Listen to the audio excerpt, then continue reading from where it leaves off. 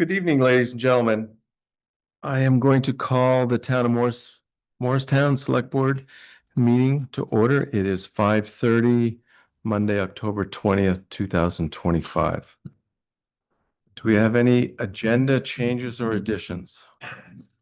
Yes, we have two. The first, under section 5, new business, item number 4, discuss the Moyle County Sheriff's Department letter dated October 8th, 2025.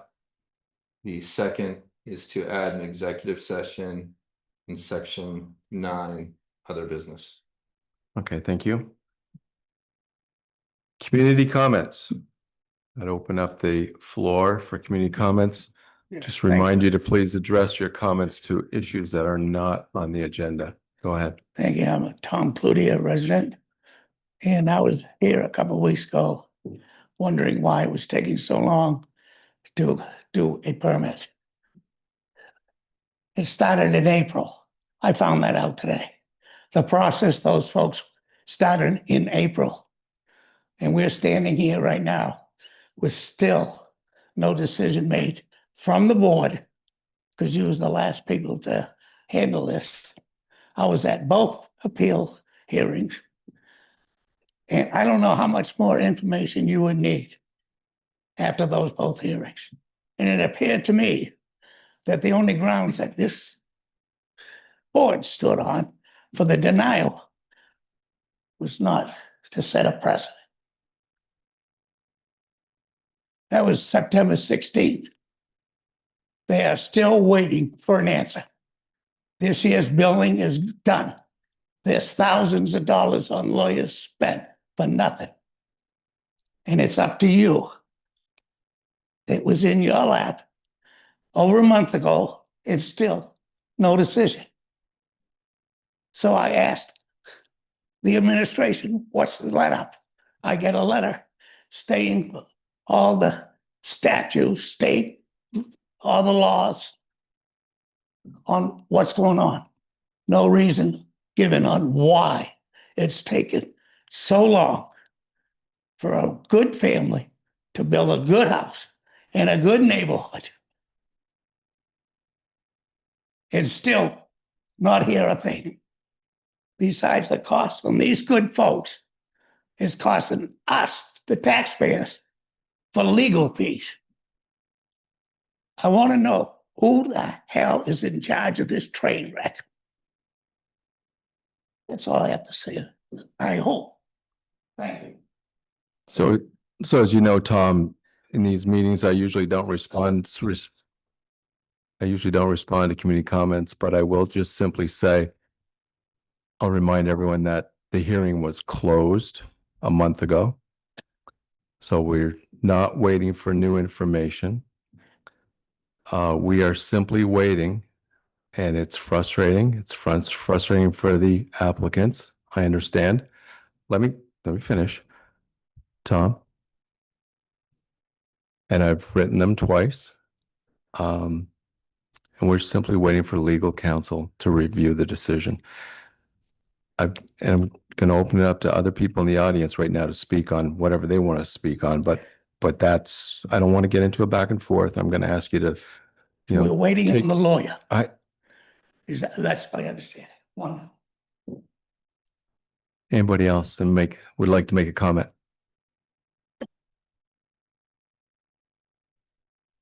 Good evening, select board members. My name is Chris LeBlanc, my wife Melissa LeBlanc. As of today, it has been 28 days since our last hearing, the hearing regarding our appeal of the Highway Department denial of right-of-way access for our sewer connection, our required sewer connection. And 22 days since we were told that the decision has been made. We still have not received this decision. We want to remind the board that we have been dealing with this matter since April of this year. This means 6 months have now passed since we were forced to pause our construction project. In that time, we've lost the entire building season, not because of anything we've done wrong, but because we're waiting on a process that has completely stalled. At this point, we may have difficulty or may not even be able to secure a builder in time for next season, which could delay our project even further into next year.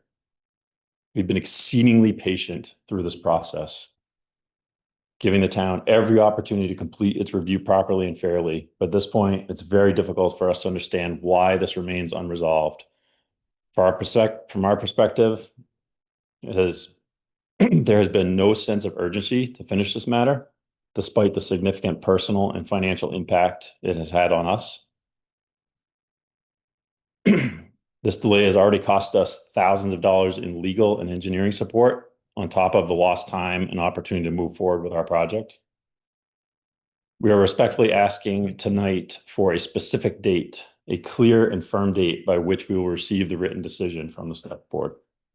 We would also like to know who has been involved in writing this decision and who the town is still waiting on for that decision, and what is preventing it from being completed and delivered to us. It simply shouldn't take this long. We're extremely disappointed that this has not been given the time, attention, and diligence it deserves. Thank you for your time.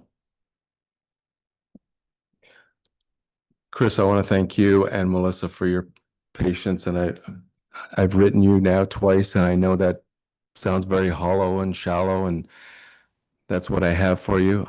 The last time I wrote you back, I said I expected a decision last Wednesday. I have come into this building multiple times a week and asked, when is that decision, is the wrong word, the public statement. I don't have it either. I'm sorry. I mean, it's a very frustrating process. And as I responded to Tom, we are waiting on council. So I wish I could do more. I wish I could pull out a magic wand and make this happen. I'm sure there's nobody sitting up here who doesn't agree with me in that regard. This is a super simple statement. You guys, the four of you, this all falls on you. You are in charge of this town. So any delay, the fact that this whole process is even happening, we've spent $3,000 on legal and engineering fees that had nothing to do with any fun part of our project, strictly to appeal this decision. $3,000 to a working family with 2 kids. And this all falls on you, the four of you, that this decision is not in our hands right now. A year ago, this would have never happened. This town used to run smoothly. Decisions were made fairly and reasonably, and it has gone to shit. To shit.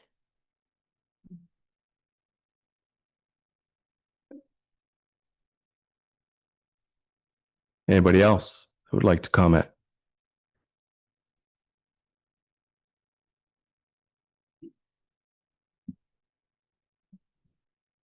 Go ahead, Maggie. I have Maggie on Zoom. Hi, everybody. I'm Maggie Cleary. I'm a Morristown resident. First of all, just wanted to say thanks for hosting that special meeting on Tuesday last week. I wasn't able to attend, but I watched it after, about local option tax. And I learned a lot, and I look forward to continuing that conversation. And then just something that I think might be helpful in an upcoming select board meeting, hopefully maybe sometime soon, is if the town could give an update about what we're thinking about summer rec this year. I know it seems far away, but it's not really, I guess, as far as planning wise. And I know we were able to throw something together kind of at the last minute last year, thanks to the hard work of Sarah and Gail and Judy and probably some others. And I'm just wondering is that like, are we going to be able to do that again this year? Is the town taking responsibility for summer rec this year? And if not, when will that be communicated? It's just something I think a lot of people who work with kids in town are already starting to think about and worry about. And if we need to do something different, I think the sooner the better, as far as letting people know that, because being surprised by it again this year would be really hard. I think a lot of people are working really hard to make sure that kids and people don't fall through the cracks in town, and just the more communication up front, I think the better. So thanks a lot for all the work you're doing, I'm sure, behind the scenes. Thanks, Maggie. Anybody else? I'll make it quick. I'm 78 years old. There's some things I've learned in these years. And one of the things I've learned, there's three things that if you let pass, you won't have a chance to get them back. Time, opportunities, and trust. Thank you. Thank you, Tom. Anybody else who'd like to address the board?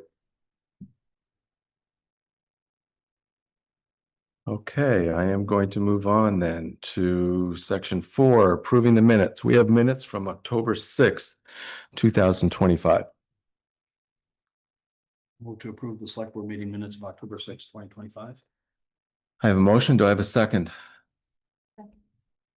So I have a motion by Richard and a second by Leah. Any discussion regarding the minutes of October 6th, 2025?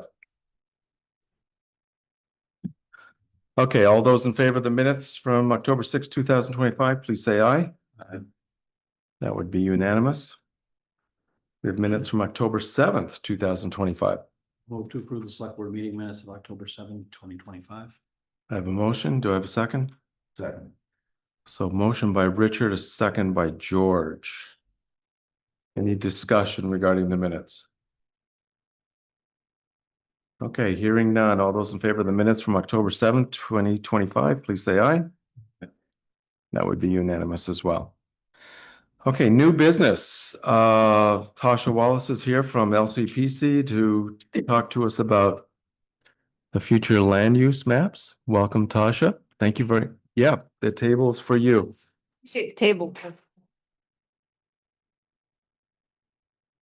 So, I thought I'd do a quick, background as you have a new, board member, not too long-winded background.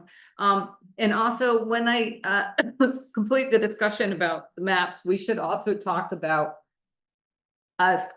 excuse me.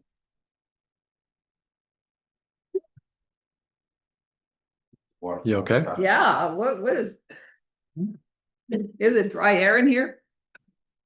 I was not coughing before I came in here, just so you know. I'm feeling fine. Thank you. Wow. I don't know what that is.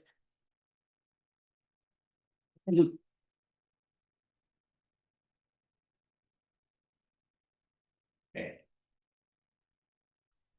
okay. I had this weird thing suddenly appear in the back of my throat, so I apologize. That's okay. George is getting you a glass of water, so And I really appreciate that. hopefully that'll.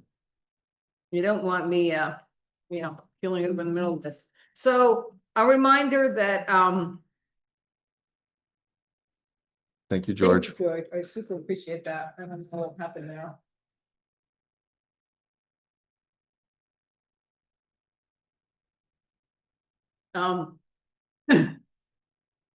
In 2024, the legislature passed Act 181, the Act 250 Reform Bill. And now I tear up after I cough. And that included changes to Act 250, but it also included changes to the regional planning process. As you recall that in the past, we used to develop a regional plan, our board would approve it, and then it would be in place. Now the process is our board approves the plan, and then it goes to the new land use review board for approval. As part of a regional plan, we include a future land use map. In Act 181, all of the RPCs, which had used different colors and different land use definitions in the past, were required to update the maps with the required new colors and definitions. I came to see you maybe 2 months ago with a draft of the map. And then visited with the planning commission, who made a couple of changes to that map. And so I am here with the final version of that map. You can choose to vote to accept it, or you can just tell me that it's fine. We need to have this map finalized by January, so I'm very much hoping that you're okay with the new version. I will hand it out. And what we have here is pretty much, I'll keep one and then all the rest can go to the board and the public. And then also, these are the land use definitions. So just to be clear, Tasha, sorry to interrupt you, but so the planning commission's comments and concerns are incorporated in this new map. Yeah. Okay. And just a reminder for everybody present that this map was developed based on the Morristown town plan and town zoning. And it's a reflection of the town's vision of your future. These maps were built from the ground up. So this map is pretty much what you saw before, where we have the deep purple, which is the designated downtown area, which you will find out about on Friday. Planned growth area around it. The only things that the planning commission changed were they added 2 village center areas, which you can see on the map. Because they felt that it was appropriate, that there was enough activity in those 2 centers. They thought it would be great to allow businesses or multi-unit residential developers in those 2 areas to be eligible for the tax credits, which they would be as designated village centers. So specifically, that's Katie's Falls and Morristown Corners. Yes, exactly. And a reminder that this map is for planning purposes only. It is not for regulatory use. So again, it's just planning, it's just the vision of the future, and it should represent your vision of the future.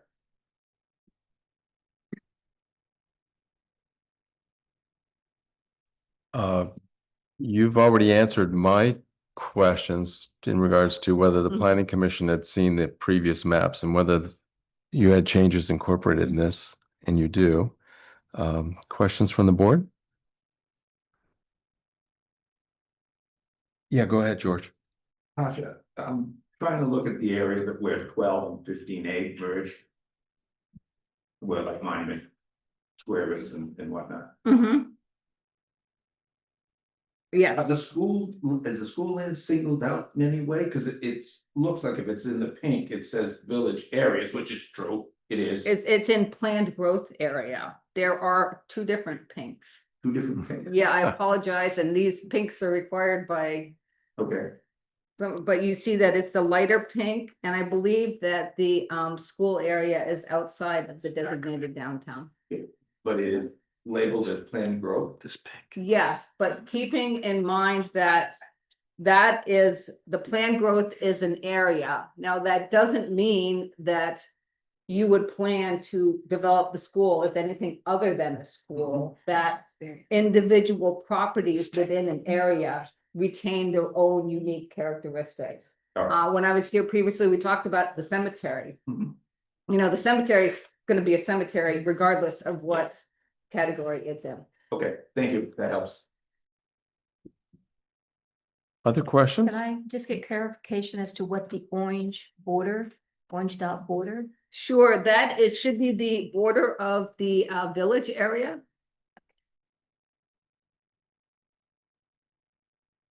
Then you also have the lighter pink as village areas, okay, Right, so So this is, that's- yeah, so this is really the border of Morrisville Village. okay. But the statutory definition of a village is different from the definition here of a village area. Thank you. Yeah, it's very hard to tell those 2 pink. Am I looking at 2 different pink colors on here? No, but no, I mean, yeah, those dark, the village centers, I see those, but am I looking at in the village area, 2 different pinks? So there's you have the purple, the deep purple is Right. designated downtown, and then you have a single pink around it, perhaps a single Okay. pink. Okay, So there are no village areas, You know, the village areas are the Katie's Falls and, the village centers, yeah, right. but there's no village areas. Right, oh, yeah, we do not have the village areas. Okay, I think that might be confusing, because that also is a pink. yeah, right. Okay.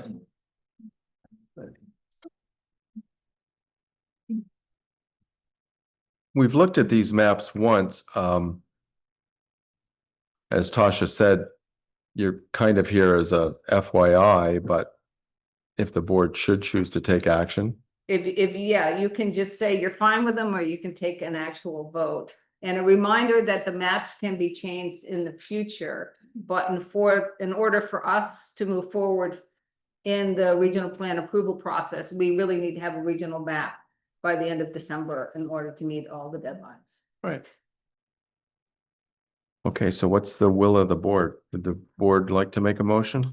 Make a motion to accept the maps as presented by Top Gas. I have a motion. Do I have a second? Second. So a motion by Richard, second by George. Brent, are you writing that down? Yep. Judy's not here. Any discussion regarding the map? One follow-up question. Tasha, again, I'm now into your second packet where it talks about planned growth area. Yep. And I guess I'm fixated on the schools. So I'm reading then these are not your definitions, it's a statewide definition. correct? Yes, Okay. correct.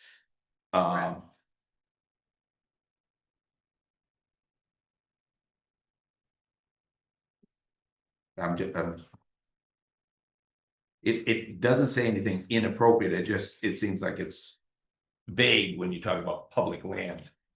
Whether it's school land or town-owned land. Mhm. That's not, I mean, school land is developed, we've got ball fields on them, and there's some that's not, Mhm. but.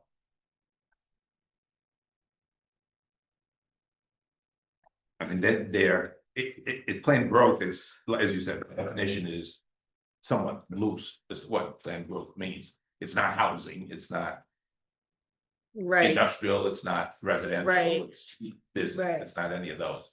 right. Quite often it's an area around your designated downtown. Okay. And then you might look under the plan growth area, under planning considerations.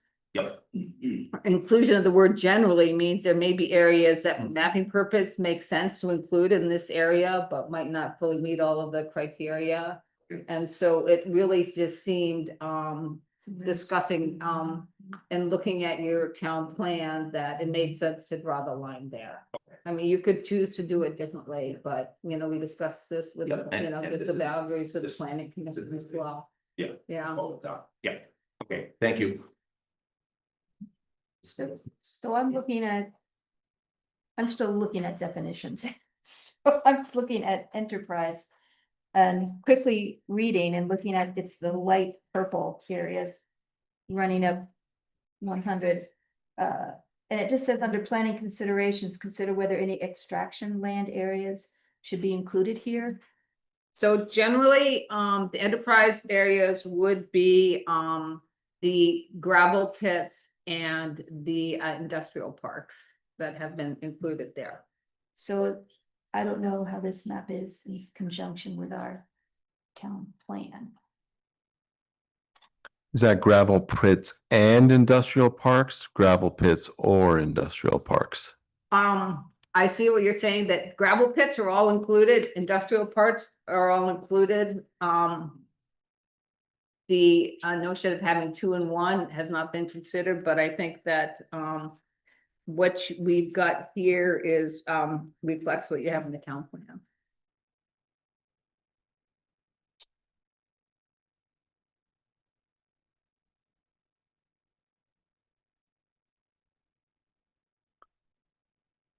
Because that area is zoned industrial. Yeah. This is considered, so. Yeah, no, I know where your brain is going right now. Right, but again, this is for planning purposes, there's nothing to do with regulation, so.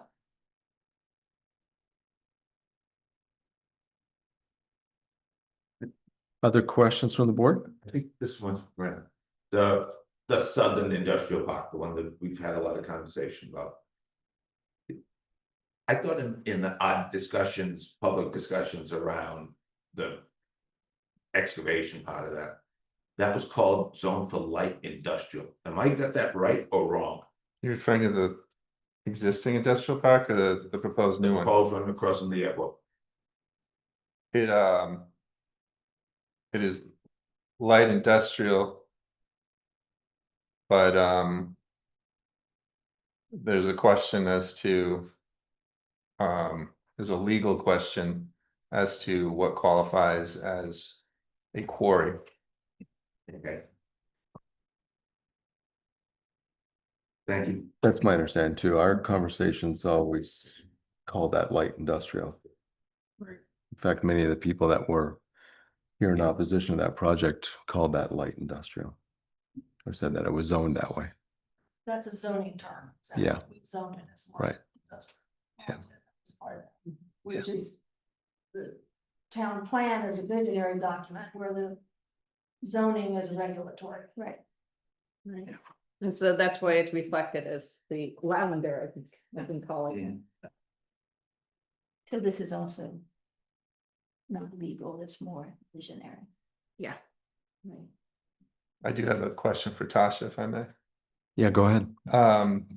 So I've heard rumblings that if something is categorized as rural ag forestry, that there might be in the future potential limitations on development in those areas. Is that hearsay, or what are you? That is hearsay, Yeah. that's, but what I will say, and we have actually been, our board made a specific, decision to include privately conserved land as rural ag forestry rather than conservation. Because we're aware of the concern that somehow these definitions might be taken onto something different. That said, I believe that you're having a public hearing here tomorrow on tier 3, which is part of the Act 250 changes under Act 181.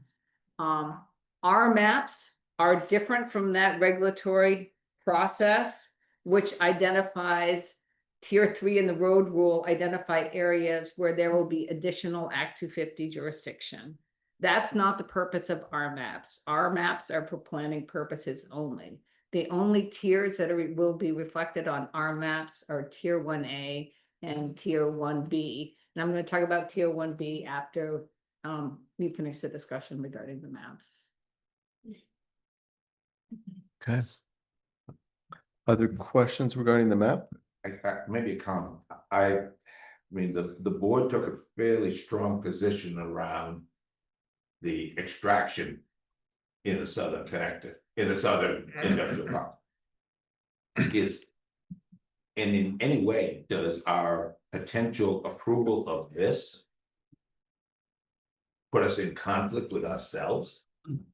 I'm looking for guidance. I'm concerned about it. That's a great question. I'm looking at Tasha right now. No, so this is lavender because this area is identified as light industrial by the community. This is, the fact that it's lavender is not related to your conversations around extraction. Because It's light industrial. So that's why it's purple. If it was extraction, it would also be purple. So it would be purple either way. I think lavender either way. So yeah. So this doesn't, whatever you decide on those, or Act 250 decides regarding extraction at the new industrial park, will not affect the color of the map here unless you decide in the future to zone that area differently, or to identify in your town plan you want to treat that area differently. Yeah, I guess I'm thinking about it the reverse way, Tasha, is if we took a very strong stand, and we did, regarding the disapproval of extraction in Mhm. that southern industrial, proposed southern industrial, does that put us in a no-win situation, there should be a better way to say this, but as we asked for an appeal, basically, of the, decision, or in the environment, no, give me the right words, down of the. District 5 environmental. Right, District right. 5 environment, thank you. This is not relate to that. And this definition cannot be brought in and say, see, they actually approve of this. Right, this is a planning document. Yeah. This is not a regulatory All right. document, but I can understand because there's a lot of maps around and there's a lot of different regulations around, so That's all right. this is very much, no, that's My fine. thoughts coherently, but. Right. But in many communities, I've been asked, well, how will the map be used in the future, or what are, is this, but this is really intended as a planning document. And if you look at the land use map and our previous regional plan, it doesn't look that different. We have the centers, slated for more development and more density, and as you go out, it gets more rural.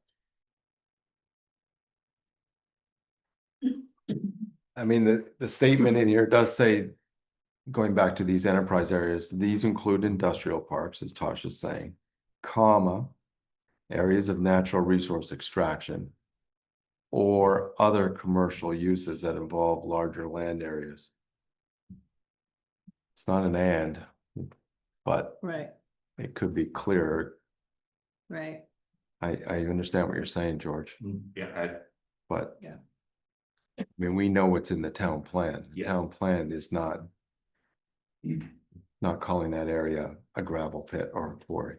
agreed, yeah, agreed.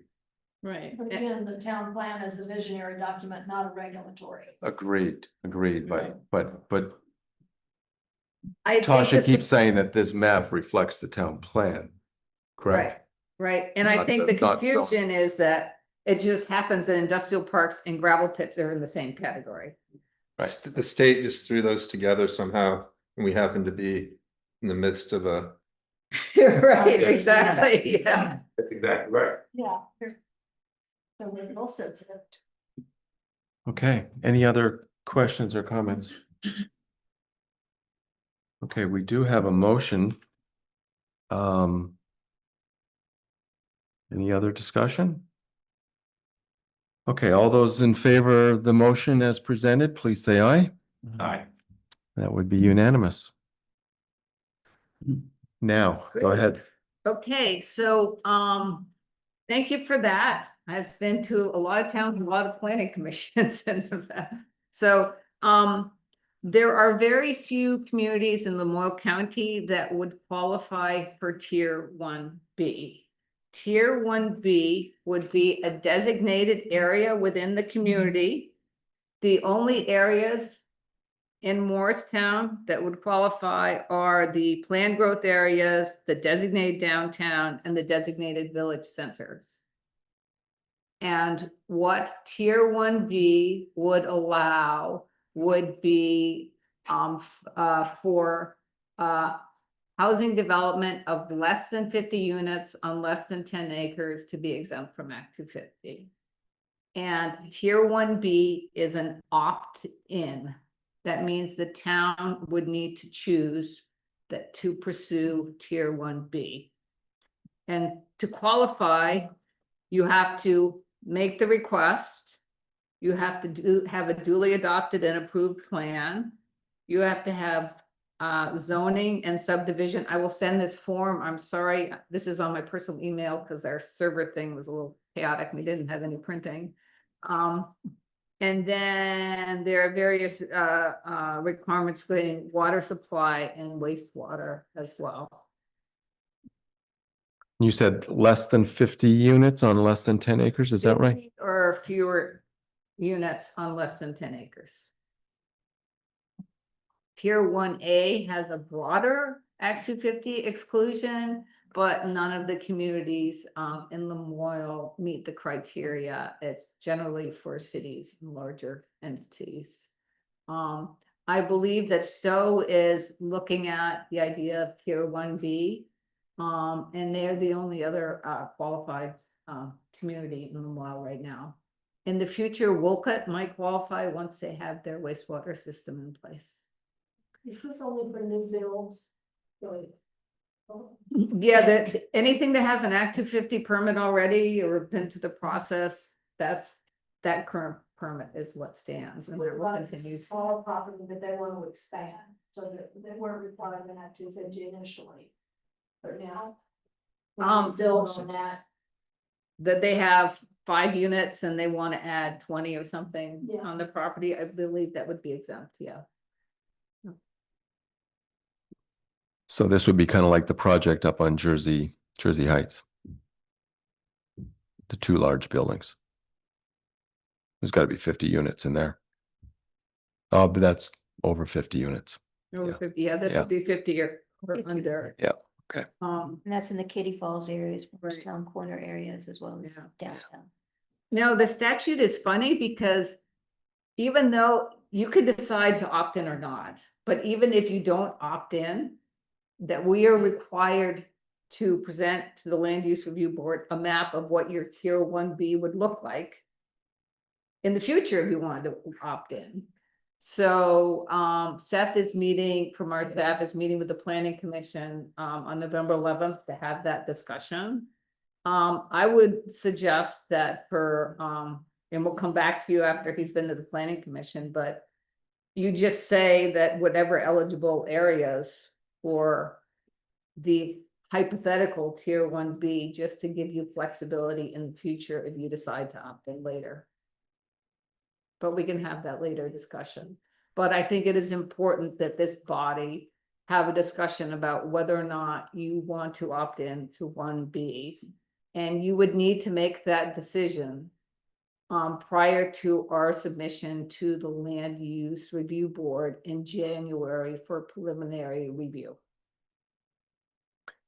But we don't need to do that tonight. No, and you can't do that tonight because you don't have a designated downtown. So you have to wait till you actually have one. Okay. January. Right. This could be a fairly large discussion. Do we have an anticipated date for designated downtown? Hoping late November. So we're gonna have about a 4-week window there to do this? Would they not make a decision on February? I don't know. I mean, Tasha used to be on the was it board or? It's, yeah, on the board, and we would make decisions that same day.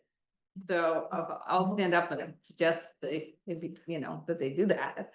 So, So it could happen this Friday. yeah, Tasha's going to be there, so Okay. as a Well, former board member, I'll let her make that suggestion rather than me. And hope that they listen to her. well, that's a bigger window anyways. yeah. And you're gonna get us information on this tier 1B? Yeah, I will send you the form that would need to be completed by the select board. There's not, I mean, and the definition in statute is fairly narrow. I think that it's really, you know, what the community talking about, how you want to proceed, whether or not you want to, and whether you have the staff capacity to do what you would need to do in order to manage those exemptions. And the village trustees definitely want to weigh on that. Okay. Other comments? Okay, Anything else? thank you. And thank you, and I'm happy to support your downtown designation application. Thank you very much. That's very. Appreciate that. It's been a long time. Yes. Thank you, Tasha. All right, thank you for your time. Thanks, Tasha.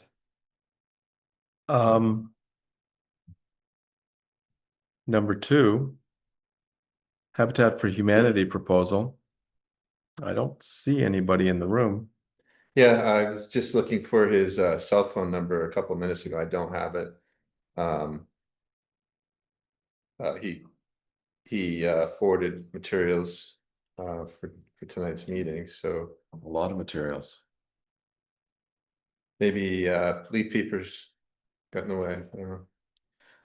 Well, would the board like to go on and come back to number 2 if Robin should appear? Yeah. Okay, so I'm just going to table number 2 for now, till later tonight. Number 3, sign the resolution for the municipal planning grant. Brent, this is you. So we are working with Johnson in a consortium capacity for a municipal planning grant. The benefits of working as a consortium are that the maximum amount of the grant is increased from $30,000 to $45,000. And it also makes the application more competitive. So we will be working, if you approve, with Johnson, LCPC, and a third-party consultant that would go out for an RFP for a full or a more full capital inventory so that we can better plan our capital plan. There's many things that as I review budgets that I'm not sure why they're not in a capital plan. There's other things that I know that we don't know that we have for capital materials related to our roadways. So we would like to use this municipal planning grant in conjunction with Johnson to have a consultant help us obtain that inventory of capital materials and then structure a complete capital plan. As you know, from going through this process, the statutory process, just specific to the downtown village area, there is a process. This town has never used Vermont Muni Bond Bank for financing. I think that's costing us money. And in order to be qualified for Vermont Muni Bond Bank financing, we need to have a solid capital plan. They insist on that. And it also helps us with various grants, et cetera, with the state. So the goal is to use this grant if we're selected, so that we have a more full capital inventory. We have an initial 6-year plan, and we can use this to, on an annual basis, have the select board review this process on an annual basis because capital plans are fluid.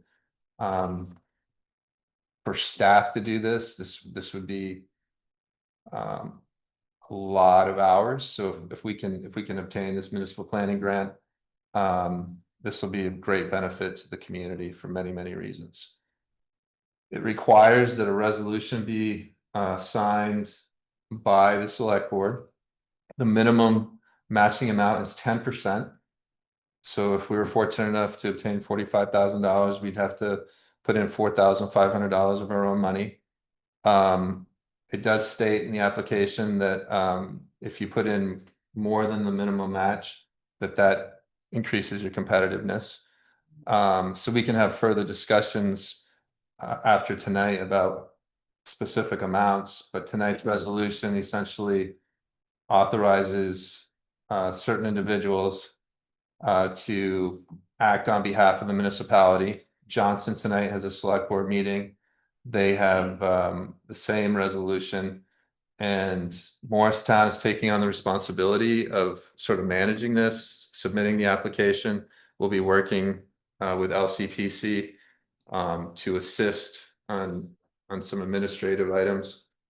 So this is a true consortium. This is really what excites me about municipal work, is working with our neighbors, finding solutions, creating competitive programs that help not just our own municipality, but neighbors as well.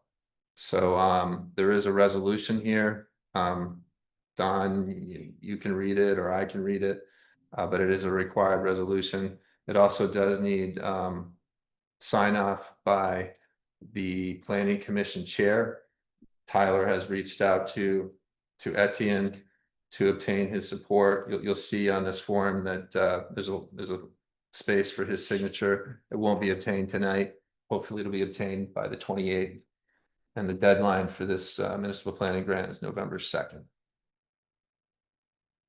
One question for you. Go ahead. So is the, by joining up, with Johnson, each of us get 45,000 or No. splitting 45,000? Splitting 45,000. So We would only be eligible for 30 if we were to go it alone.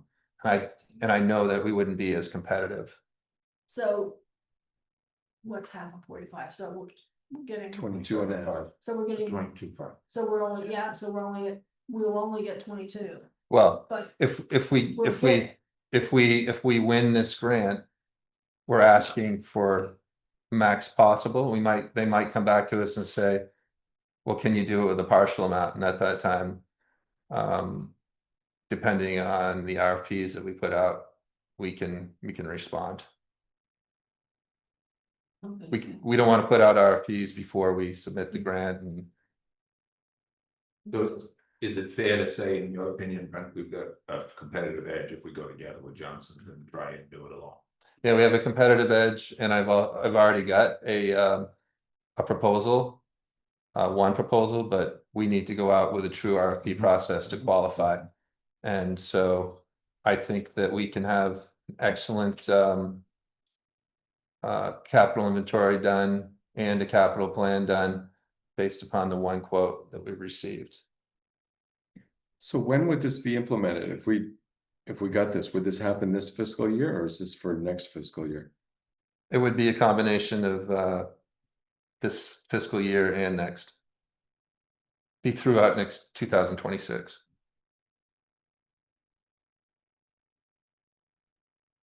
Okay, so besides the 10% matching, what's the downside?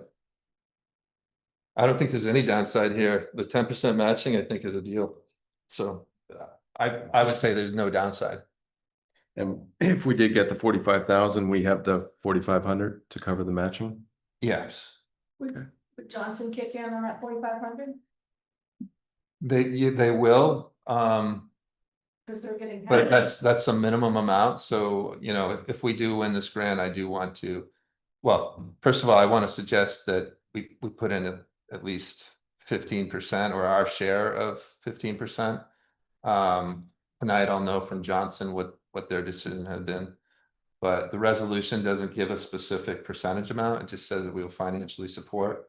And if you all tell me you only want to do 10%, I'll only do 10%. But I would recommend that we do more to show that we're invested in this. And do you need that decision tonight, or is that something you'd come back to us? I need the resolution signed tonight, With which the- again does not state what percentage. Okay, That'll be in my application due November 2nd. And I can communicate with all of you individually to see if there's, you know, $4,500, if we were to put in the whole 40, which we won't, we've already discussed that we would split it. But if we can put in a little bit more extra, I think it's worthwhile for the increased competitiveness. Because if, just again, clarification, so if we put in $4,500. We're using it, we're not sharing it with Johnson.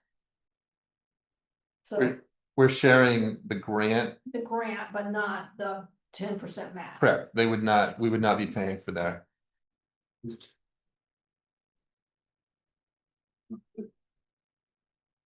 What's not clear? Well, But wait, question, let's- his answer is not clear. So What- no- So I think what Laura's asking is the 10% grant or the 10% Match. match match. needs to be split by equally split by Johnson and by us to go for the total 45,000. So no matter what the number is, if we say we want to put in 15% and that puts it at 7,000, Johnson will put 35, we'll put 35. Is that? I mean, I think that's Well, kind of what my Laura's question. understanding is that whatever percentage that we match stays here. The only Right. thing we're splitting is the actual grant award. So That is correct. yeah, the match 10% or match whatever is not shared. So they're gonna have to put in half of at least 10%. If we can put in more than that, it'll make it more competitive. And that money will not be used for Johnson, it'll be used for our portion of the project, making it more competitive. Is that right. clear? Yeah, that makes clear. So the additional 5% makes us more competitive, but we would be getting whatever that grant would be, whatever that grant amount would be. You just muddied it again, I think, so I'm gonna pull us back. The match whether or not we put in more than the minimum 10%, we will use that money for our purposes only. What the discussions I had with them is that they agree to put in the minimum 10%. I don't know what they will decide. But if we were to move forward with more than that, then we would ensure that match was only used for our portion of the project. They would not be using Morristown's taxpayer money for anything to do with their portion of the project. But the total grant amount is still 45,000. We don't even know that the total grant amount is 45,000. We have to wait for the state to come back to us to tell us, even if we're going to win this. And if we do win it, they might say, would you accept a $30,000 amount? But the 30,000, 20,000, 45,000, whatever it is, it will be split between Johnson and I and Morristown.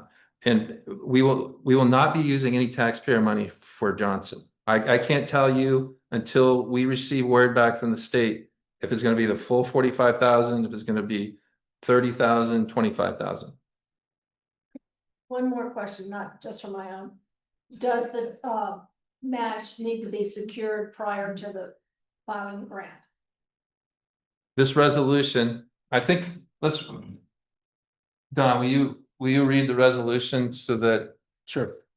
It seems like once we got it, we would have to come up with it.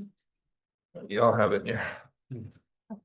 Okay, so the fiscal year 26 municipal resolution for a municipal planning grant.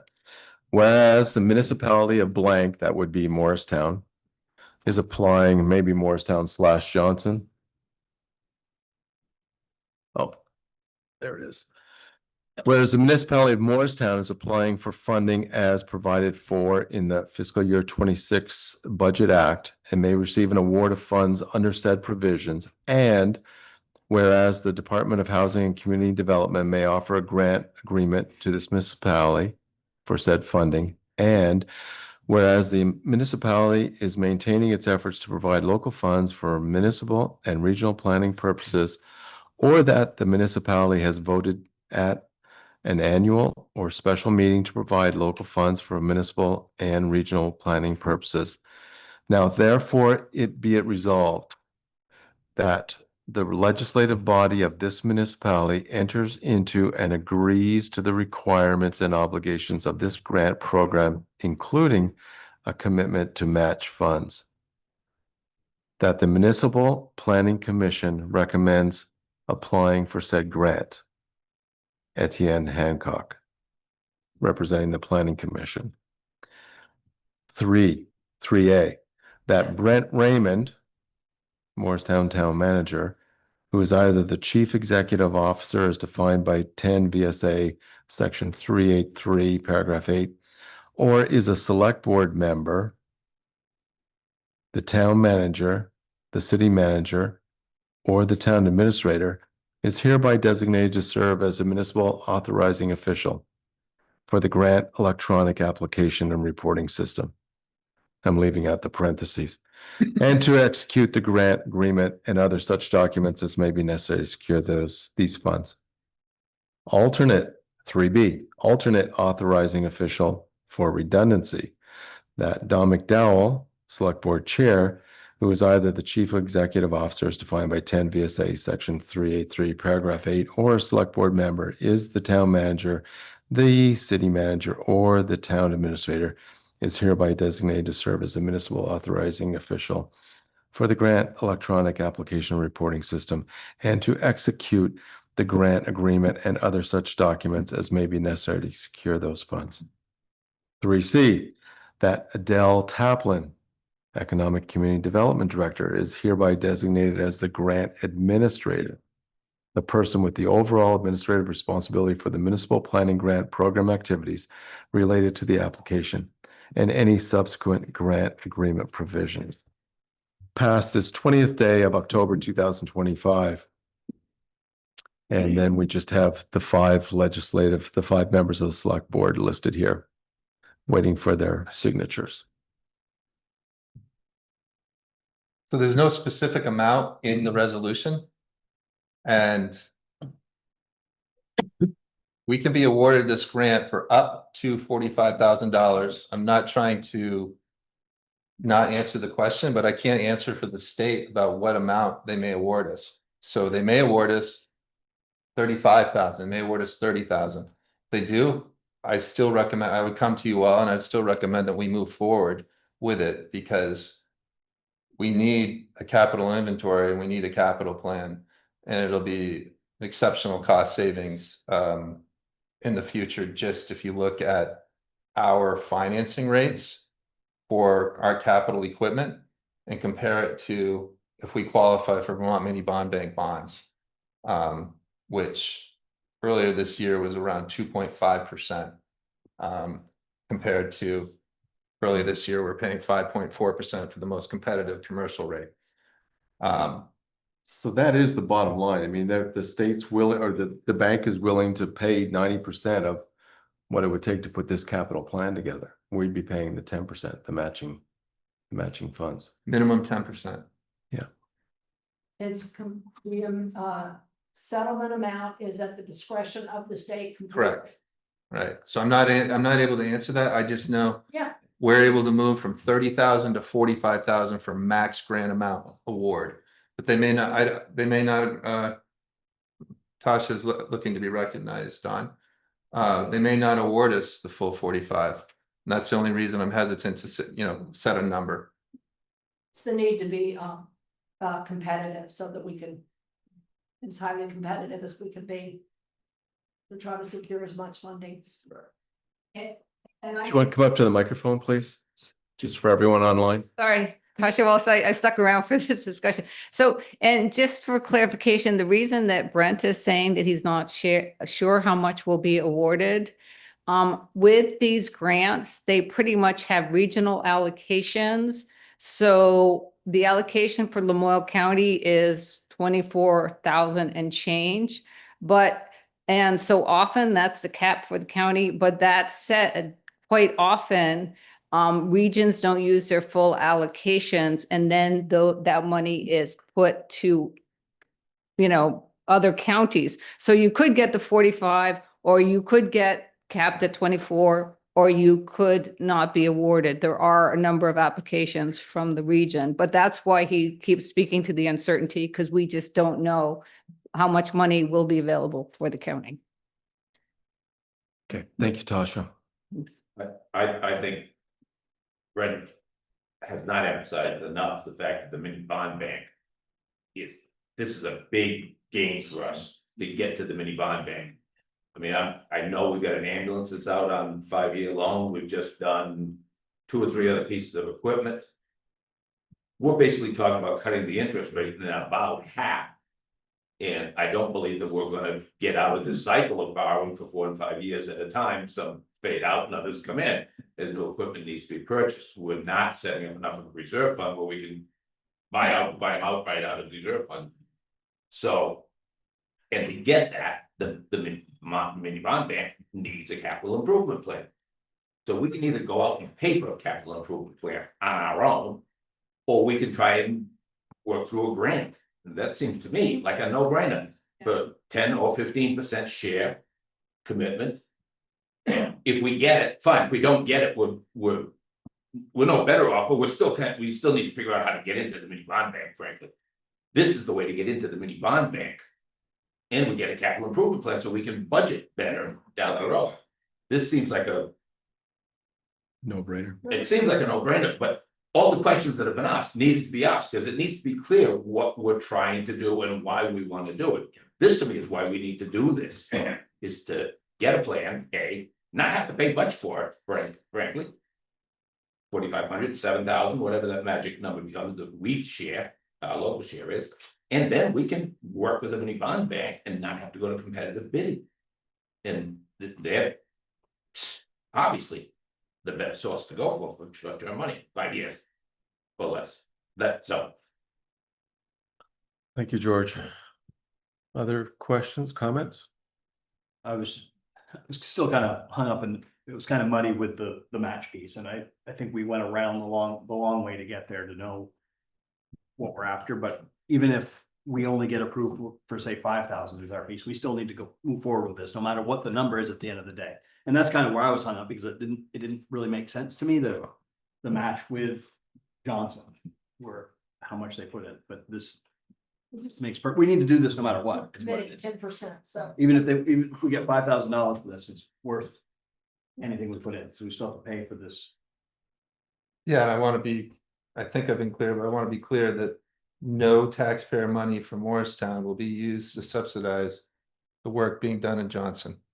I just don't have an answer for you about, I might recommend 15%, and I have funding flexibility to throw a couple extra $1,000s into this, so, but I haven't decided yet whether to do that. Tasha? And I'm just saying the state would not allow, just for the clarification, Morristown funds to be used for Johnson. That for some of the smaller towns, we actually tried to supply the match on behalf of a teeny town, and the state told us no. Each individual town is fully responsible for their match, regardless of whatever the arrangement is. So you can rest assured there's no issue here. Okay, thank you. Well, I would entertain a motion. Make a motion to approve the FY 26 municipal resolution for municipal planning grant, affirming the commitment to match funds and designating Brent Raymond as the municipal authorizing official, Don McDowell as the alternate authorizing official, and Adele Taplin as the grant administrator to execute the grant agreement and necessary documents. I have a motion. Do I have a second? Sure. I have a motion by Richard, a second by George. Discussion. Okay, hearing none. All those in favor of the motion as presented, please say aye. Aye. That would be unanimous. Thank you, Brent, Thank for you. being patient with us. And thank you, Tasha. That thing is, Brent, give yourself plenty of time, because that state system's very unwieldy. Right. Thank you. Thanks for that. Yeah, bye. So we sign that tonight, correct? Yes, Okay. it's in the, Okay.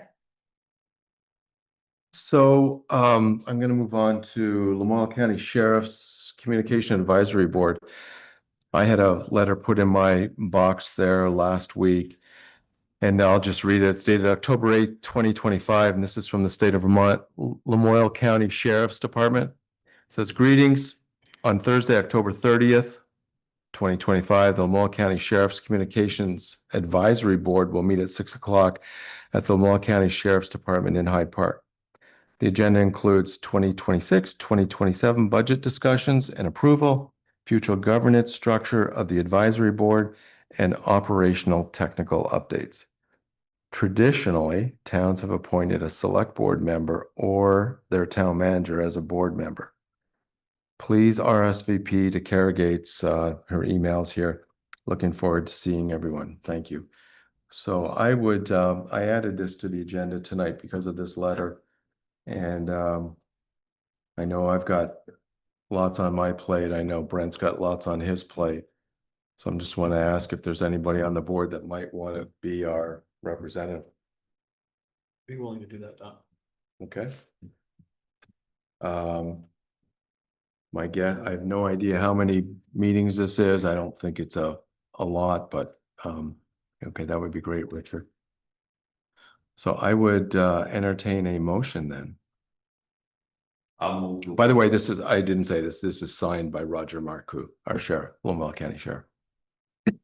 Go I'll ahead. move to appoint Richard Craig as a board member of the Lamoille County Sheriff's Communications Advisory Board as a representative of Morristown. Thank you. Do I have a second? So I have a motion by George and a second by Leah. Discussion. Okay, all those in favor of the motion as presented, please say aye. Aye. That would be unanimous. That would be unanimous. Yes, thank you. Again, I don't see Robin, so I'm going to move on to old business and continue the discussion of potential tax sources, including consideration of a short-term rental registry, vacancy tax, and a local options tax. And it was last week. This is probably a good time to talk about this. I mean, these are these are all potential revenue sources for the town. They're all a little bit different. We've talked about the LOT, local options tax. We talked about that on October 7th, a week and a half ago. We haven't really talked about short-term rental registry very much, if at all. And we haven't talked about the vacancy tax very much, if at all. And Laura reached out to me not too long ago, last week, and asked that we entertain these topics separately. And I do think, I think that's probably a good idea, that we talk about these separately, because they are potentially confusing. And I guess what I'd like to do tonight is talk about how we might do that moving forward. I don't know if we have a lot of information on short-term rental registry. I know some of us are going to an STR short-term rental workshop on November 8th. I don't know how many of us are signed up for this. I think there's 2 of us anyways. I don't think we're signed up for a vacancy tax workshop. I don't know unless that's going to be part of the same thing. Say, someone researching this, and I've been researching the registry, but the fact that the state's having this big event will answer a lot of questions and really make it clear. I'm glad you're going that it will make it clear whether it's something we want to pursue or not. The vacancy tax, my research has shown that next to impossible to pass. Boulder almost passed it and didn't, so nobody's ever passed it. So I have to say, it's not something, it's a big project. And so it's something we could look at, but I think it's a bigger project.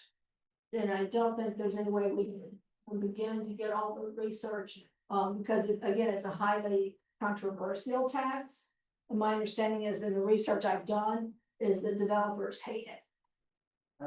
They come in with a lot of force. That's what shut down Boulders. So I think we need to just table that. The registry I have thoughts on, but I think we should just to November 8th. And then what I recommended was the local option tax. There's 4 versions, and if you go, there's a great link on the Vermont tax site which shows you everybody who's got the 4 different levels. And so I recommended that we separate them out, because I think people are getting everything confused. And I think it's overwhelming people and it's stressing people. So I suggested that we take each one, whether it's rooms, whether it's meals, whether it's alcohol, or whether it's sales, and discuss those. And it gives our businesses and people the option to come in and specifically and be focused on that one tax. And I think that will help just delay some of the anxiety that's going on and stress. It's really stress. So just to give it the due. So that's what I was. So thank you for that. So I don't need to repeat what you've said. So I guess my question to the board is, do we want to, in each of the upcoming meetings, the regular select board meetings, tackle one of these issues in each meeting? Because there are, if you throw short-term rental in there, I mean, maybe vacancy tax is something we're not going to talk about. I've got all kinds of questions written down with that. I'm sure you do too. And I've certainly gotten emails on it. So we seem to have those 4 local option taxes plus the short-term rental, which would be 5 different discussions in the next couple of months. So we could, I'm happy to add those 2 agendas moving forward. Is that, Yeah. how does the board feel about that? Do some research Yeah, go ahead. coming into here, and Laura, you're right, the vacancy tax. There's actually 3 cities that have tried. They're much larger. One, it got struck down, legally it got struck down, so it never went into effect. It's not really operating well in the other 2 towns, because it's extremely hard to enforce and to track. And the state of Vermont actually had a proposed vacancy tax, I want to say last year, bill, and it never went anywhere because there's so much dicing and slicing of how are you gonna define it and how are you gonna track it, that they're like, it's not worth it. And the enforcement is huge. Correct, and it just became it's not gonna be passed, so they tabled it. Yeah. So for that, just for that, based on that, I would not Okay. spend time on vacancy tax. Okay, great. Yeah. Thanks, Leo. Yeah, I mean, my question was short-term registry.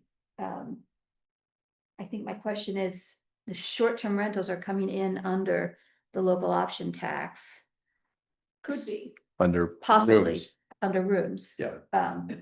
So my question is, and this could be answered when we have the meeting about that, what the purpose of the registry is for. Well, and just upfront, why I did it is the registry is a flat fee. You're guaranteed every year, so for budgetary purposes, it's solid. As opposed to, especially like what we're going through right now, where, you know, you've got to collect it and you don't know. So, you know, if all of a sudden Canadians quit coming, that could drop out. So it's very different. The purpose of them are very different. But the registry, again, we're gonna find out a lot of stuff about the registry. There's other reasons for a registry. Yeah. But we wouldn't want both. I mean, Right, I don't yeah. think. Yeah, because I know Stowe did theirs primarily to get contact information Safety. for the safety. But they also are Yeah. 75% second homeowners. Yeah. Big difference. And there's actually an article in News and Citizen about Stowe's. They're reviewing after a year. Mhm. So there's some good information about what they have done and why, and they're evaluating whether it was successful. Thank And you, the Lord. Stowe reporter. Yeah, thanks. So So I think it's a good idea to add, to speak to each type of local option tax and to the short-term rental, sure. So we got 4 meetings coming up after tonight, regular select board meetings, November 3rd, November 17th, December 1st, December 15th. Those will be the first and third Mondays of each month. Which order do you want to tackle these in? Say that, possibly, Don and I were having this conversation that, we thought, meals and alcohol were together, and it turns out they are actually separate. It can be separate. They can be separate, but for conversations, Go ahead. No, go ahead. please. For conversation's sake, it's the same audience, so the people that, would be subject to meals are subject to alcohol, so I think we could do that one on the same night.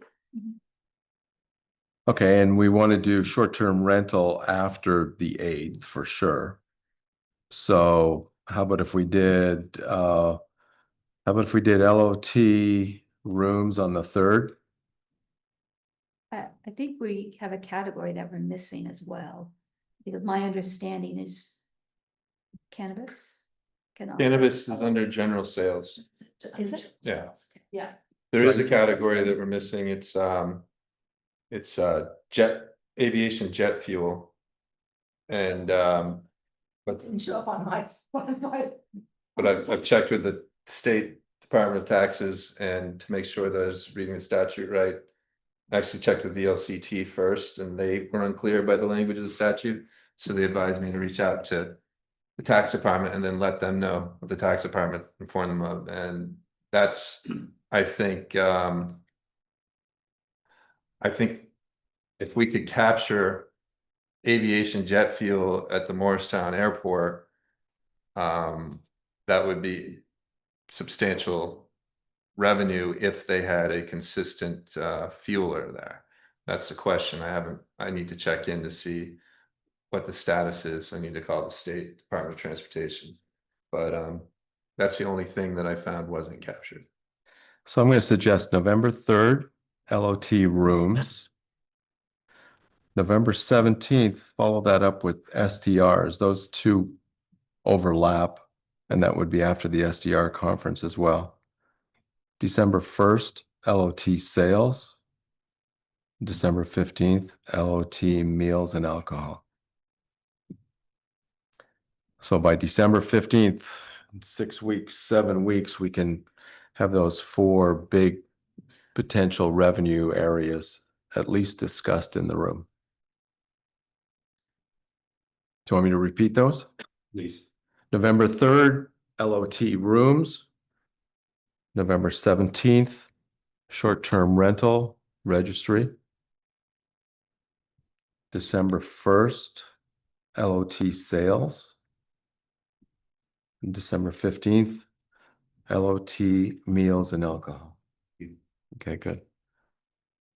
That'll be good for us too, so we can focus our homework on each one of those and come in prepared. So it's not just good for the community, obviously.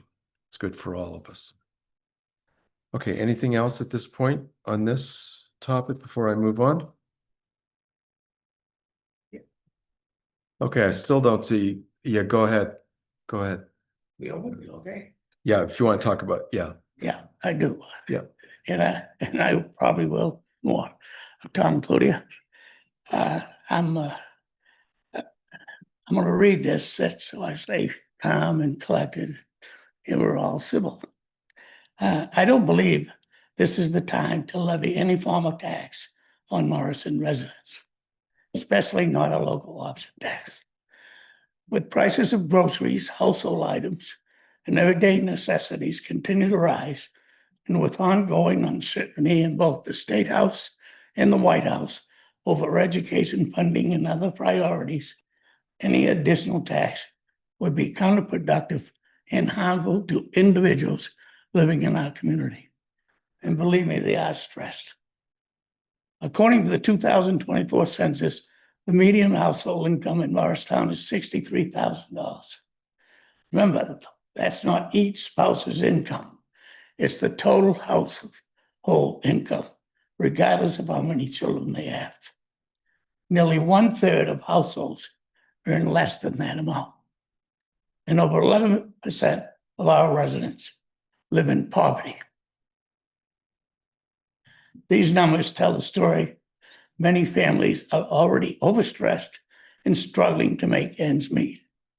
Most are not receiving automatic raises or significant increases in income. Morristown is not a tourist destination. We are not a go-to town, which means our residents would shoulder the majority of the local option tax, option tax burden. While some local businesses might not be severely affected, others could be, and none of the business would profit from such a tax. Instead of adding new taxes, our town government should focus on finding and applying for grants and finding opportunities available through the state and federal levels to support local improvements and services, which you're beginning to do. Perhaps during a stronger economic times, when tourism and outside spending increases, this proposal could be revisited. But right now is not that time. Given the present circumstances around our town, to find yourself to present another tax, it may seem to a lot of people in this town that you have lost touch with the residents. Thank you, Tom. Thank you. Go ahead. Well, I spent, Ed Lowenton, Morristown, I spent an inordinate amount of time reading that report from the consultant until I thought I really understood it. And so a couple of points on that. To dispose of the non-issue, the main non-issue is if you think you're seeing a more thriving commerce in a town because it does not have such a 1% tax, you're in error. Something I do know about is behavioral research, and it shows that with rare exceptions, that kind of, it's just uneconomical for people to get up and go somewhere else. Where that happens is across state borders, where you have the full state tax, where people are willing to invest in time and gasoline, et cetera, to go buy, a month's supply of liquor and New Hampshire, wherever it is that it's tax-free, that will not affect commerce in the town. What will affect it as far as public support will go, including me, especially me, is to Tom's point, if you cannot demonstrate that, I would say for my part, most of the new revenue will come from people outside the town. I won't support this. I will try to advise that we hold off and wait until we see how we start becoming a go-to town. We're less of a go-to town now than we were 10 years ago, 20 years ago. Remember when Moose just opened and the Bee's Knees were open on a warm Saturday night? You could have dinner at one and then go for later entertainment at the other. It was a thriving downtown in some respects. We don't have that anymore. So unless the town can start thinking about how it becomes a more exciting place for elective commerce, I would say we need to think further. I've been actually interviewing some business owners who get some substantial out-of-town business. First question, these are people I patronize and I know well. I said, what % do you think your business comes from out of town? And, oh, and is your product or service taxable? That's, you know, I mean, you got to come to Morrisville for really good supermarket shopping, but most of it's food. Thank you, Ed. As an example. So as it's constituted now, I think that needs to be shown first. The idea of showing where you're going to spend it first, I disagree with the consultant's statement to that effect. Thank you, Ed. Thank you very much. So We're that's, going to have lots of conversation on this, but thank you. yeah. But until you can show you're bringing in business, I'm going to campaign against it. Okay, thank you. Martin Green. I think the comments of the first person that spoke a couple of minutes ago really underscore how imperative and crucial it is to educate the public about what these are, because I read the report from Jeff Carr, listened to him, and the phrase was used tonight, no brainer. To me, it's a no brainer. Again, I don't see any downsides. And it's so important to realize it's a consumption tax. It's a luxury tax that anybody that's living in poverty isn't going to go out spending $200 for dinner. They just can't do it. It's an optional tax. So again, just to reiterate how important it is to inform people so they really understand what this is. And I think it's detrimental to have this attitude that Morrisville is Stowe's poor stepsister or something. Everything we talk about in this town at our meetings about planning and development is looking forward to making this a vibrant and thriving community, and to continue to look at our community through this type of poverty mentality.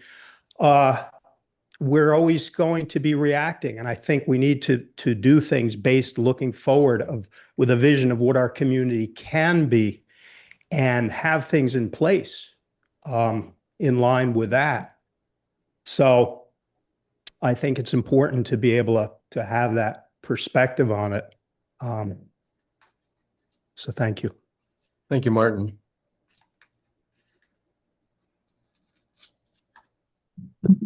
Jerry Throne. Yeah, I too read the report, and I also went online and read all through the Department of Revenue's regulations on local option taxes. And for one thing, the groceries are exempt. Food, clothing, medicine, manufacturing equipment, agriculture and forestry equipment, and renewable energy systems are all tax exempt. Local option tax exempt.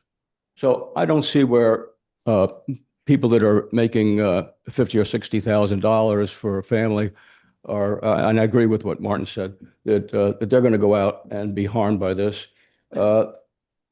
looking at what Jeff Carr put out there last time, retail sales for the first full year, which would be 27, 28, are expected to generate a little over $1 million in net revenue. That's a lot of money for us that we need. We need to keep up our facilities. We need to keep up our police department, our fire department. People won't want to come here if this town looks like it's in shambles and if the systems are not working properly. Town highway garage is another. We talked about that as well. The money that we're putting out there, this is a no-brainer. So the one thing that I'd like to see us do is to pass the retail sales. The next one on the list is for meals. Meals would be $158,000 net, and alcohol would be $13,000. And according to my research, meals and alcohol combined have to be combined. That'll be $171,000. You can refute that later. No, Rooms? let's not get into it. Go ahead. Rooms, not a lot there, according to Jeff. Only about $2,100 in income per year.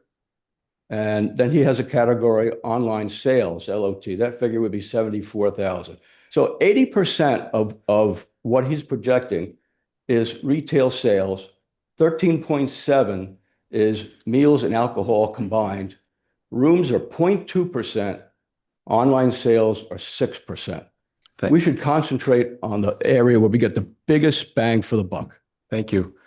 I just want to note that this agenda item was really about scheduling these meetings for the future. But I did allow comments to come through, and there's going to be plenty of time for opinion in the future too. And I'm sure there's going to be lots of it. So with that said, I'm going to move on. Don? So Robin is on now. Robin is on now. Okay. Apologies, it took me a long time to get on. Okay, Robin, you are on. We have packets in front of us. So this is Habitat. This is number 2 under new business, folks. Habitat for Humanity proposal. Robin Pierce is online. Go ahead, Robin. Thank you. We had talked about this previously. Don't know what's going on here.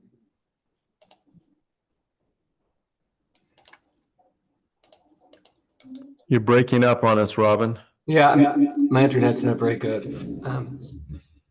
I was in previously, and we discussed rearranging the parking beside the library in a way that would hopefully not reduce any parking spaces, but would create a space for one house, a single family house, very similar to the one that we built at Olive Street and was occupied just last year. We're hoping to continue the conversation and move forward so that Habitat can build a house. I think you may have got an email from me. We've already spoken to the tech center in Hyde Park. We spoke to Greg, the person who runs the housing section down there. And the idea would be that the students would gain work experience building this home for us. We always use subcontractors that are local. So it'd be a local electrician, a local mechanical guy, sometimes a local roofing guy. And we use volunteers for the rest. And we don't rent properties, we only sell them. So we're creating a new family in Morristown and adding to the property tax roll. So for me, it's a win-win for the community, the municipality, for affordable housing.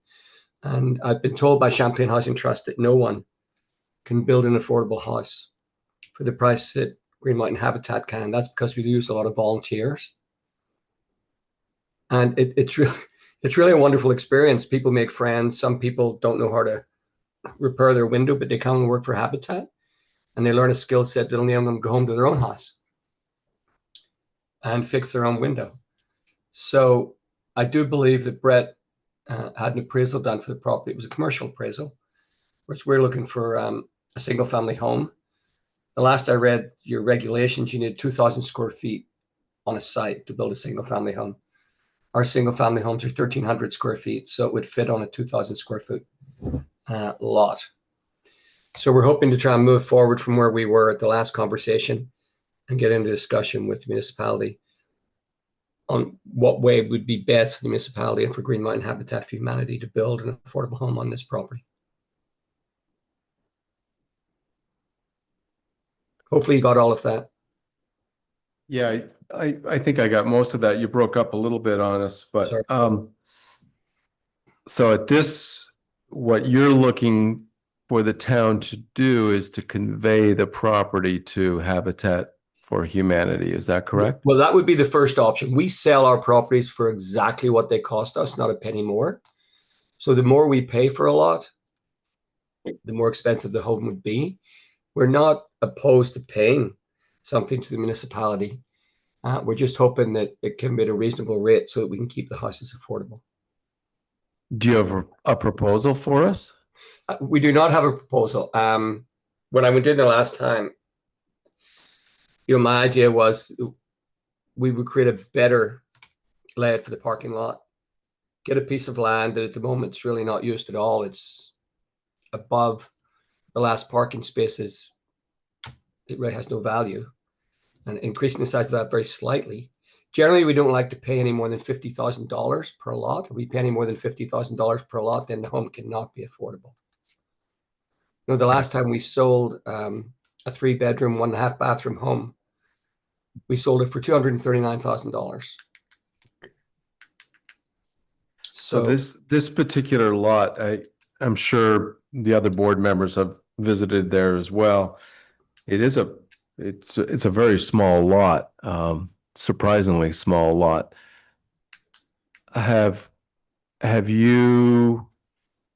I'm assuming you probably haven't gotten any permits in place yet in terms of I'm just thinking of setbacks, how that would work. No. I mean, I did look at the zoning code a couple of years ago, and it seemed to me it would work. But, we wouldn't get into the nitty gritty until we had an arrangement, an agreement, an option, whatever form documentation would take with the municipality. And then I'd do a site plan and go through the normal process and take it in for review by the municipality to see if it met their code. Hopefully it will meet their code. I think it will. My first pass told me we could put a single family home in there and it would meet code. So from the board's point of view, one of the things that we can do, we could convey this property to Habitat for Humanity, as we've been talking, as Robin and we have been talking. We could also put this out for the community to decide upon. This is property that the town of Morristown owns. This is property, we had an appraisal done. This is property that the appraisal, and there were a bunch of comparables. I didn't go through and look very carefully about how comparable they are, but the property is worth somewhere on the order of about $72,000. So it is property that we own. We're not collecting any revenue from it right now. We're not collecting any property taxes from it because it's ours. If we did sell it to Habitat for Humanity, perhaps we could ask them for some money. But we would also be putting it back on the tax roll, so it would start to gather money. It would take quite a few years probably to get $72,000 out of it, but it would eventually move in that direction. So those are just some different options that we can play with. I don't know. I'm gonna ask the board. Do you have questions, concerns regarding this? I do. Laura? Just from historically, there's been a controversy about town-owned land that was sold that never was made public and was never offered to the public. So there is statutory, there's an article in here about statutorily how we can convey land, so, but I know it's been a controversy in the past, so I guess I would defer to Brent as to, what are our legal obligations and the fact that this is town land, and for transparency. Do we need to publicly list it, or, I mean, it's a weird piece of land, I'll give you that. But again, me personally, given the state of where we are, I would have a hard time explaining to taxpayers that we gave away a piece of land that, for no money. So, but, Robin has answered that question. So my question really, Brent, is there a need to publicly, list this property for sale? And if not, just to make sure that the board is comfortable with that no one else has the opportunity to buy this land, so that we need to be comfortable that we're making a decision to sell a town asset at a reduced value.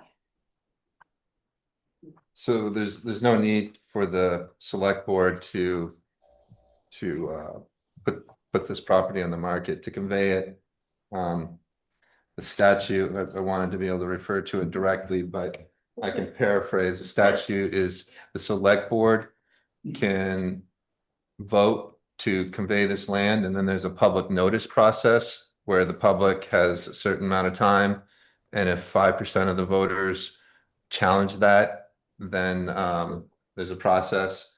There's also a second process where the select board could vote to have it on the ballot and have just the residents vote on whether or not they want this property conveyed.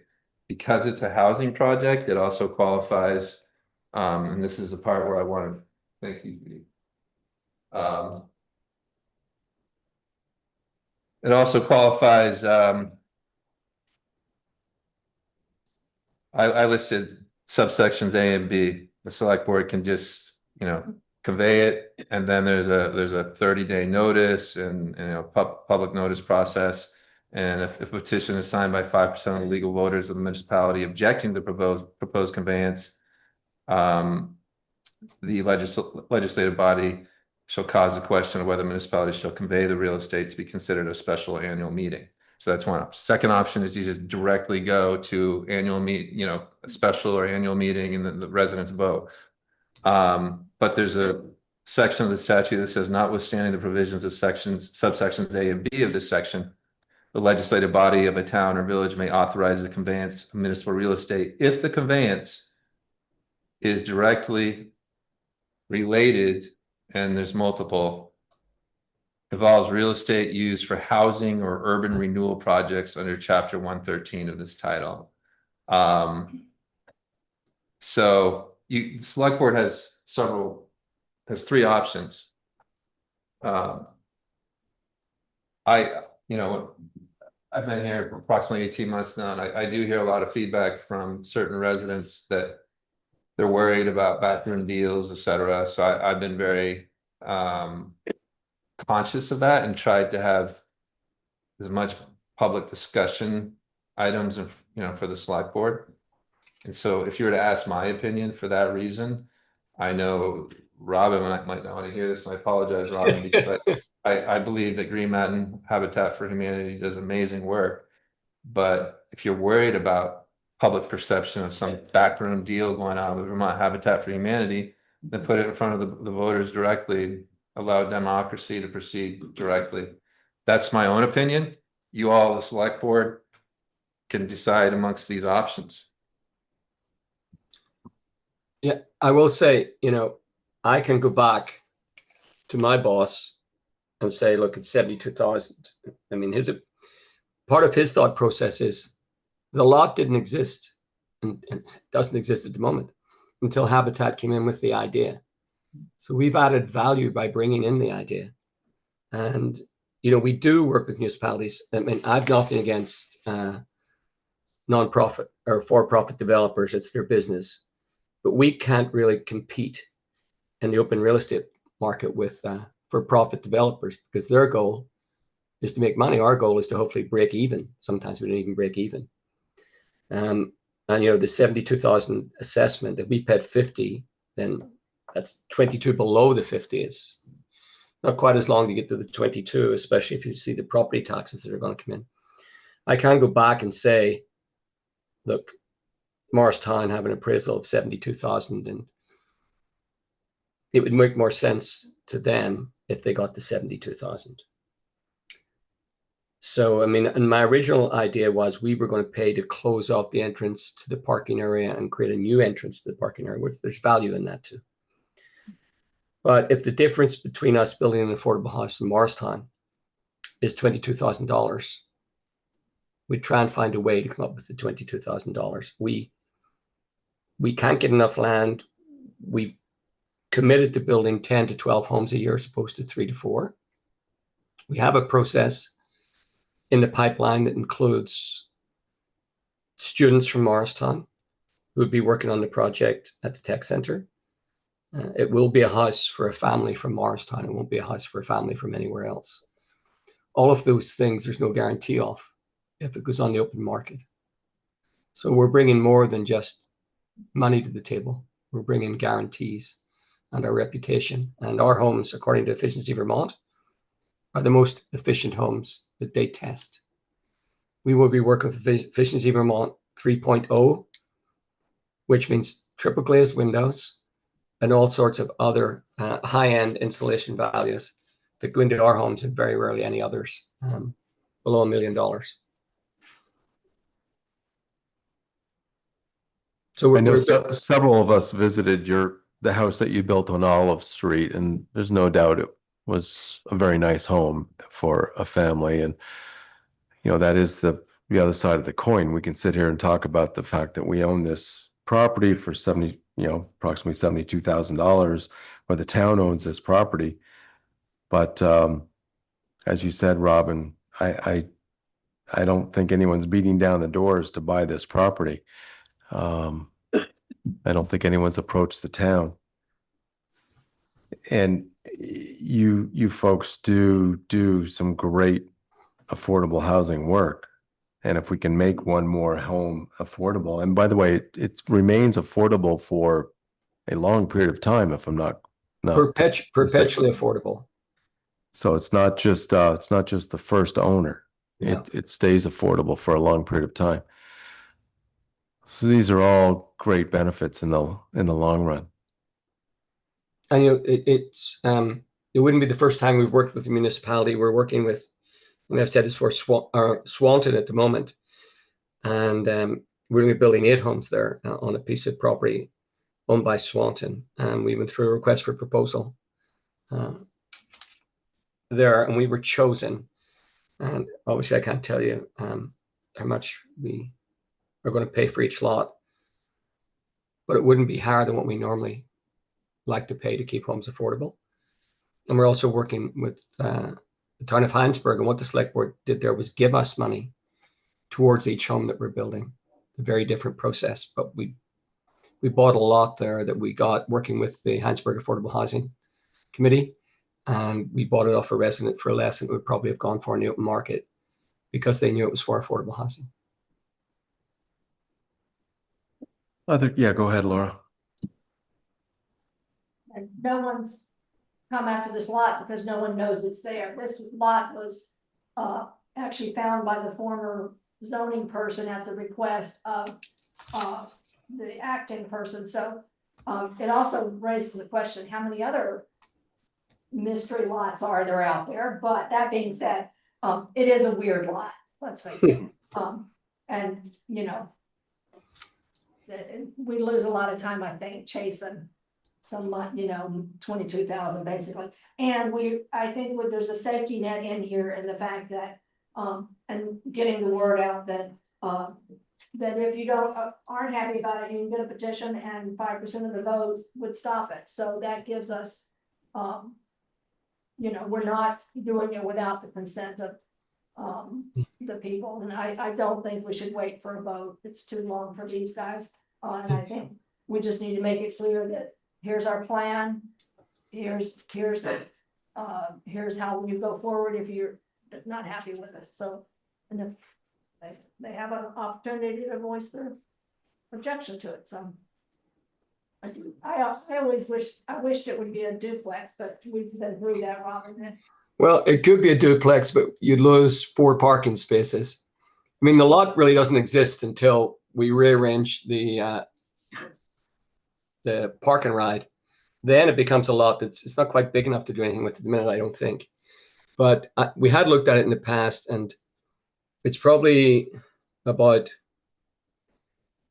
200 square feet short of being a duplex. We do have a beautiful duplex. We're building one in St. Albans at the minute. We're building one on East Street in Essex Junction.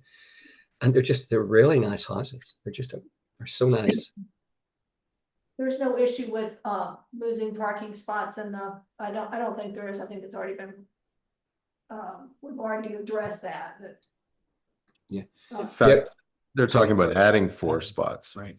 Yeah, well, that's my hope. Obviously, I've just done it with that. Change the driveway and add 4 spots. Yeah. So and they're Laura, all photographed, would you be willing to convey it for 50,000? I would, yeah, Okay. yeah. Other board comments? I think I only have a question, and it's mainly because history, I don't know what I don't know, but it is an odd shaped lot. Has there been any conversation or any ideas of trying to use that land in any other way for a town purpose? I mean, it's not big enough for so many things, but Green space, green space, Green space and more parking. more parking. Yeah. or again, because nobody's ever really known about it, you know, now that we actually know it's there, you know, somebody could come up. I actually looked at the option of more parking, and you'd have to lose 2 spaces to get an access aisle into the space to get 2 cars. So it would they would cancel each other out. You just have more impervious surface with the blacktop. Okay. Other comments? Yeah. Yeah, George? I agree with the vast majority of what's been said. I think if we presented it to the voters as a $50,000 sale price and $22,000 of in-kind work, being the rework of the parking lot and restriping parking lots and all that other stuff, that would be a reasonable way to propose it to the voters. As I would have said, if you get 65 feet along the longest side of it, and the width of that lot can't be more than 35 feet. I mean, there's not much to do with this. And at one point in my thinking, I was thinking, well, you know, we're talking about police stations, we're talking about fire stations. Why would we be getting rid of land if we would have somehow utilized this parking lot for a site? But I don't know what you do with this, even if, you know, it goes from 0.3 to 0.4 acres. We're gonna have to build a triangular police station to get in there. And I don't see that as aesthetically pleasing Or functional. or functional. So I guess the one thing I tend to disagree on is I think it should be put before the voters. And if it means waiting till town meeting, we wait till town meeting. I mean, Habitat for Humanity brought this to our attention a while back. Robin, you probably have the exact date, but it's gonna be at least 6 months ago. At least. It would be. Years. And it could be more than that, it could be before I even came on the board, Laura. So to wait another November, December, January, February, early March, you know, 4 months, 5 months. To give the voters absolute chance to say, this is an okay thing, or this is not an okay thing for us to do. I mean, it is to support Habitat for Humanity, and this is a good cause to work for. And to not wring the last dollar out of them, so to speak, and try and get the whole 72 out of them. And then say fix the lot and all the other stuff. I think this is a good compromise in my mind. That if Robin thinks 50 is workable, then we go to take payment of 50 or put a payment of 50 for the voters. And justify the other 22,000 of the appraised value as in-kind work that's done to the public lot by Habitat for Humanity. I would support that. Did we, do we know how much tax revenue anticipated tax revenue this will generate per year? Robin? Depends on the appraised value. No, it's Do you have any idea estimates? I mean, they built several of these. Do we know what maybe the- maybe 2,000. I mean, that's just a ballpark guess. Yeah, do we know what the tax revenue that's property tax from the Union Street? That's a one. Olive Street, yeah. Olive Street. Just curious, that, I think that would help sell it, that we're bringing in additional income. Whatever that house is bringing in, this one would probably bring in a little bit less. Yeah, that was my thought. That's looking at the tax.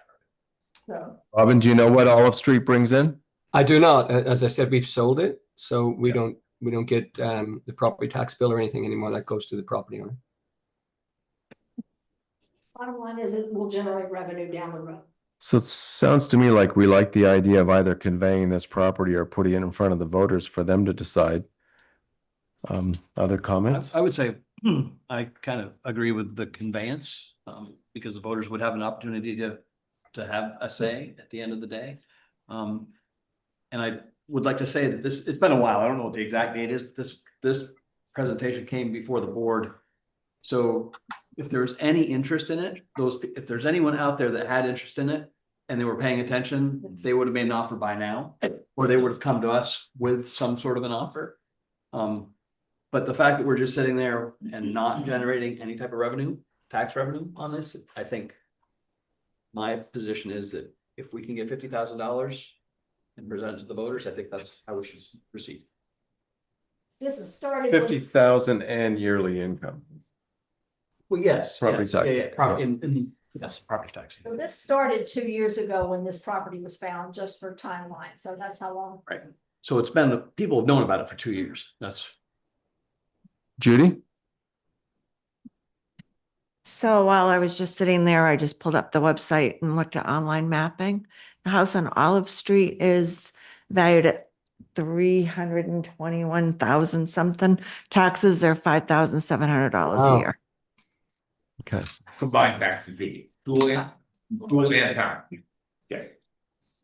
So to not be presumptuous, but if we're building, or the home Habitat for Humanity is building affordable housing, the education part of that tax, which is 2/3 of the tax bill, basically. Education is $3,380. Okay, by assumption, so 60%, yeah. What's the town, what's it just the town, Judy? 2,000?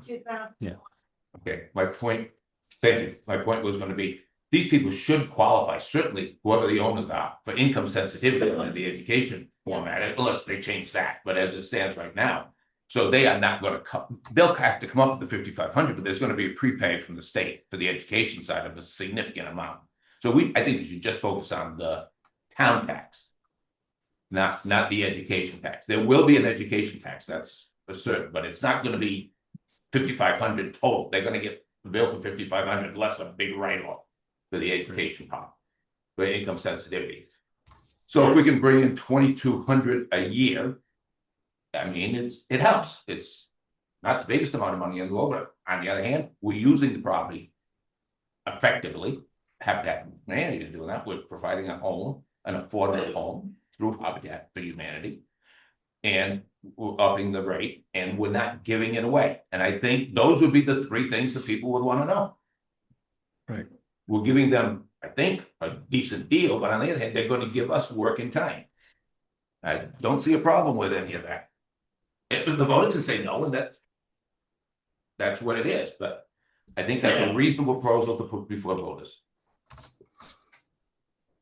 I'm curious what other people's, Richard and I are, I think we're. for conveyance. Would like a vote. Leo? The one thought I have is because of the partnership with the Green Mountain Tech Center, a March could delay that even further, where if we convey it now, they could in theory build it come spring. Robin, how quickly are you thinking you would act upon our decision? As quickly as possible. I've already sent the architecture plans to the tech center. Greg's familiar with it. We have to get in their queue but he's familiar with the fact that we want to build it. We want to work with them. We want the students to build it. And at this point in time, we're not meeting our self-imposed quota because it's difficult to get land. So we'd like to do this, and Morristown's important to us, and we'd like to do this as quickly as possible. Robin, did you get any sense of how long that queue is at the tech center for constructions? It's last time I spoke to Greg, it was 2 to 3 months. 2 or 3 months. Okay, all right, that's helpful. Yeah, thank you. And, you know, my hope was if they could build it and boom, spring, we're putting it up. And before this time next year, there'd be a new family, a new Morristown family in the home. And we do have a 30-day delay, so We do. Yep. based on the statute, so it sounds like he can proceed. I'm certainly leaning towards conveying this property. And I will try. That's Yeah. fine. Would somebody like to make do we have a proposed motion?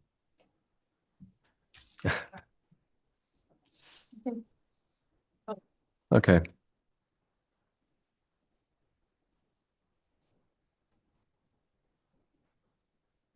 Yeah, Robin, once again, the work that you guys did on Olive Street was great work. It was a nice home you guys built for that family. Thank you.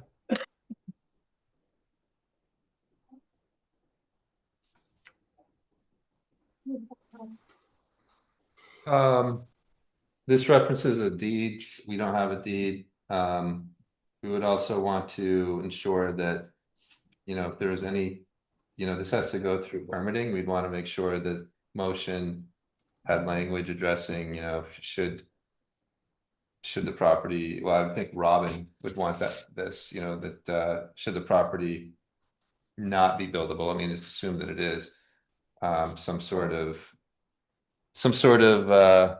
ability, I would think that Robin, you know, I can't speak for Robin, the ability to back out of the purchase price. So The purchase prices would be contingent on getting all necessary municipal and state approvals. I'm not really comfortable presenting this Okay. motion to you tonight. So we could potentially act on this in 2 weeks?